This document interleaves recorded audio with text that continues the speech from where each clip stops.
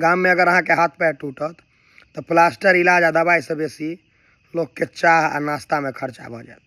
क्या अहाँ के आई हाथ टूटल भोर में आ दुपहरिया से लोग सब एनाइ शुरू, आहा केना भ गेल, की भ गेल, घर में से तुरंत चाह आबि जेतै। फिर ओ गेला, फिर कोई अता, चाह चलत रहे छै।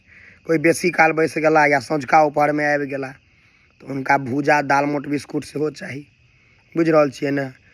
जो अहाँ के हाथ पैर गर्मी के मौसम में टूटि गेलै तो शरबत आ ठंडा कोल्ड ड्रिंक सेहो चलबऽ पड़त। जाड़ में चाह कॉफी पर चलते। ताहि दुआरे गाम घर में हाथ पैर नहीं टूटे तो बढ़िया। या बाहर में टूटत तो खाली प्लास्टर के खर्चा हैत, लेकिन गाम में जो टूटल तो प्लास्टर आ दवाई दारू से बेसी खर्चा कथी में भ जाए? चाह नाश्ता में। कहू गलत कहै छी? गाम घर के ई रिवाज छै।